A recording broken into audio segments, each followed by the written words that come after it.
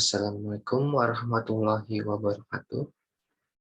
Baik, di sini saya akan mempresentasikan hasil skripsi saya yang berjudul Pengaruh Variasi Ukuran Butir dan Substitusi Slag sebagai bahan substitusi semen terhadap sifat fisik dan nilai kuat tekan mortar.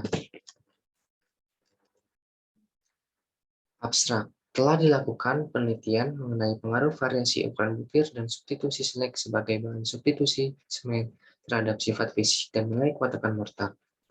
Komposisi substitusi slag yang ditambahkan yaitu berturut-turut 10%, 20%, 30%, 40%, dan 50% dari berat semen.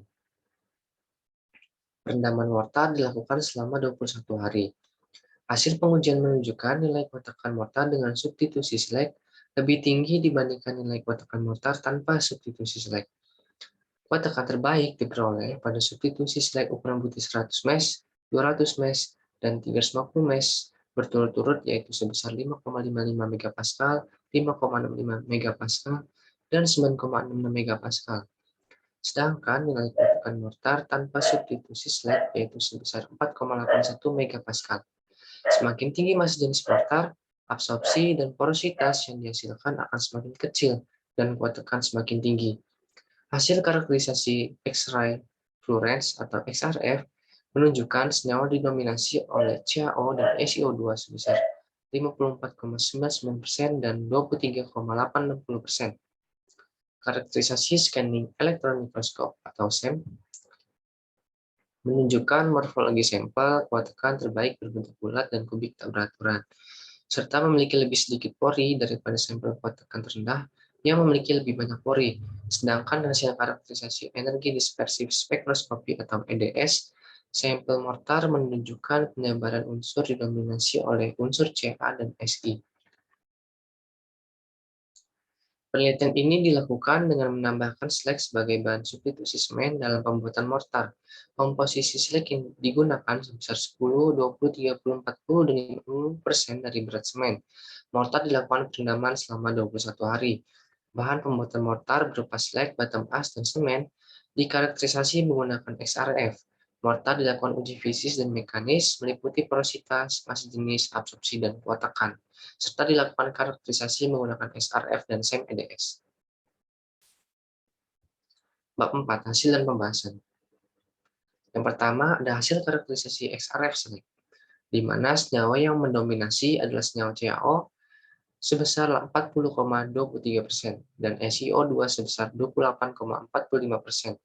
Hasil karakterisasi XRF di samping sesuai dengan penelitian sebelumnya bahwa kandungan slag memiliki senyawa CaO dan SiO2 yang paling dominan, dikarenakan kalsium dan silika berperan besar terhadap kekuatan tekan mortar. Komposisi slag yang didominasi dengan CaO dan SiO2 membuat slag cocok digunakan sebagai material substitusi semen karena merupakan bahan pozolan yang baik dan memiliki aktivitas pozolan tinggi, menurut Amin et al. Tahun 2018. Kemudian yang kedua ada hasil karakterisasi XRF bottom ash, di mana senyawa yang mendominasi adalah senyawa SiO2 sebesar 35,20% dan Al2O3 sebesar 10,27%.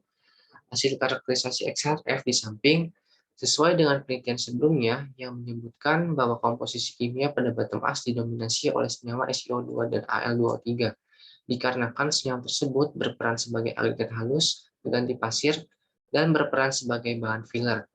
Penggunaan bottom ash sebagai agregat halus dalam pembuatan mortar terbukti mampu meningkatkan workability dan juga kekuatan tekan pada mortar, menurut Triwidinata di KK tahun 2018. Yang ketiga ada hasil karakterisasi XRF semen.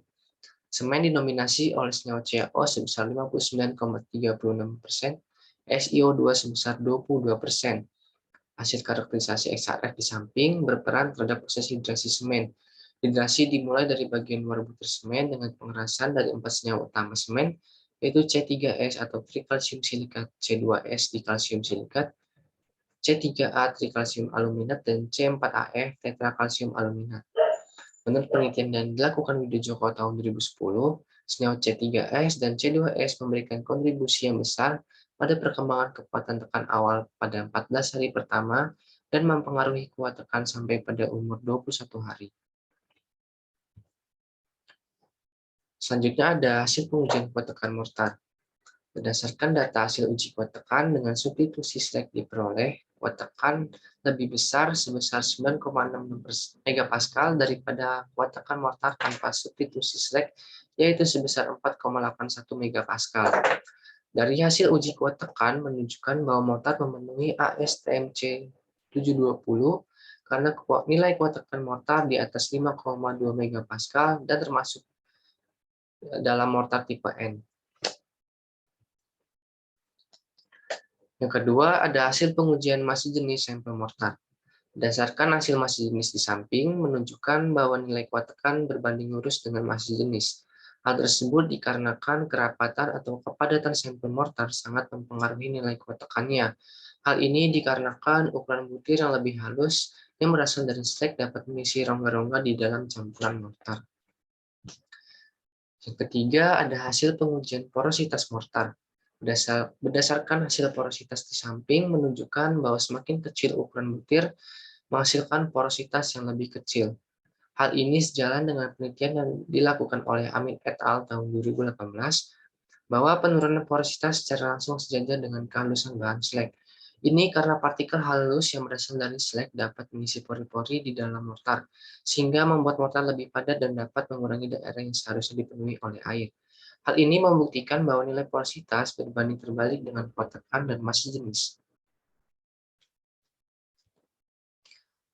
Yang keempat, ada hasil pengujian absorpsi mortar. Berdasarkan hasil absorpsi di samping menunjukkan bahwa nilai absorpsi berbanding lurus dengan porositas. Semakin rendah nilai absorpsi, maka semakin kecil kadar penyerapan air pada mortar. Sedangkan hasil absorpsi atau penyerapan air terjadi peningkatan dikarenakan ada faktor butir sampel berpori dari komposisi bahan itu sendiri. Hal ini diakibatkan adanya butir yang cukup besar sehingga kurang mampu masuk ke dalam lubang-lubang jarak antar butir. Selanjutnya ada hasil karakterisasi XRF sampel mortar. Pada sampel A1 diperoleh senyawa yang dominan adalah CaO sebesar 53,901% dan SiO2 sebesar 23,860%. Sedangkan pada sampel A4 CaO sebesar 54,999%, SiO2 sebesar 22,114%. Slag dan semen merupakan material yang mengandung senyawa CaO dan SiO2 yang paling tinggi, sehingga ketika slag dan semen disubstitusikan sebagai material utama pada mortar, mampu meningkatkan kadar senyawa CaO dan SiO2. Semakin banyak kadar senyawa CaO dan SiO2, maka akan menyebabkan pembentukan senyawa CSH atau kalsium silika hidrat dan mempererat ikatan antar partikel yang menyebabkan kuat tekan lebih kuat atau Widu-Joko tahun 2010.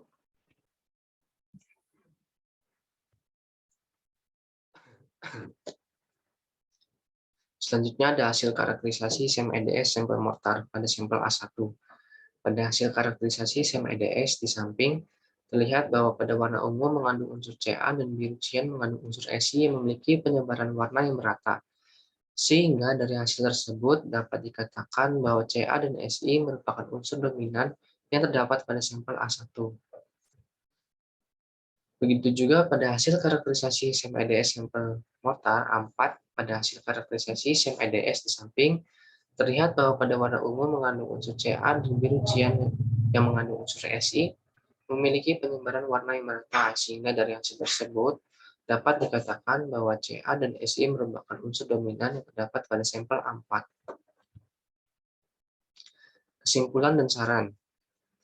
Kesimpulan, yang pertama ada hasil pengujian kuat tekan mortar yang direndam selama 21 hari memperoleh nilai kuat tekan tertinggi pada sampel A1 yaitu sebesar 9,6 megapascal dengan menggunakan variasi ukuran butir slag 350 mesh, sedangkan mortar tanpa penambahan slag 0,0% yaitu sebesar 4,81 megapascal.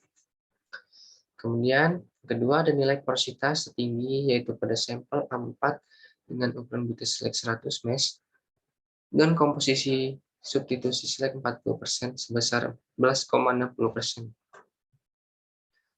Dan nilai porositas terendah pada sampel A1 dengan ukuran butir slag 350 mesh dan komposisi substitusi slag 10% sebesar 7,70%. Sedangkan nilai porositas mortar tanpa penambahan slag 0,0% sebesar 13,76%. Yang ketiga, nilai massa jenis tertinggi yaitu pada sampel A1 dengan ukuran multislek 350 mesh dan komposisi substitusi slek 10% sebesar 1,81 gram per cm kubik. Dan nilai massa jenis terendah pada sampel A4 dengan ukuran multislek 100 mesh dan komposisi substitusi slek 40% sebesar 1,38 gram per cm kubik. Sedangkan nilai massa jenis mortar tanpa penambahan slek 0,3% sebesar 1,65 gram per cm kubik. Nilai absorpsi tertinggi yaitu pada sampel A4 dengan ukuran butir slek 100 mesh dan komposisi substitusi slek 40% sebesar 12,04% dan nilai absorpsi terendah pada sampel A1 dengan ukuran butir slek 350 mesh dan komposisi substitusi slek 10% sebesar 4,25%. Sedangkan nilai absorpsi mortar tanpa penambahan slek yaitu sebesar 8,41%. Kemudian hasil karakterisasi XRF pada mortar menunjukkan bahwa mortar didominasi oleh senyawa CaO dan SiO2 pada sampel A4 dengan menggunakan variasi ukuran butir slek 100 mesh yaitu sebesar 54,99% dan 22,114%. Sedangkan pada sampel A1 menggunakan variasi ukuran butir slek 350 mesh senyawa CaO dan SiO2 yaitu sebesar 53,901% dan 23,860%. Kemudian hasil karakterisasi SEM pada sampel mortar A1 dan A4 menunjukkan bahwa morfologi permukaan sampel berbentuk bulat dan kubik tak beraturan. Pada sampel A1 terlihat sedikit rongga-rongga daripada sampel A4 pada permukaan mortar. Sedangkan karakterisasi SEM EDS pada sampel mortar menunjukkan penyebaran unsur Ca dan Si merupakan penyebaran unsur yang paling dominan. Dari hasil yang diperoleh dapat dikatakan bahwa slag dapat digunakan sebagai bahan substitusi semen karena slag merupakan bahan yang bersifat pozolan. Saran untuk penelitian selanjutnya adalah menggunakan bahan serta variasi komposisi yang berbeda dari penelitian ini untuk mendapatkan kualitas mortar yang lebih baik. Sekian presentasi dari saya, kurang lebihnya saya mohon maaf. Saya tutup. Wassalamualaikum warahmatullahi wabarakatuh.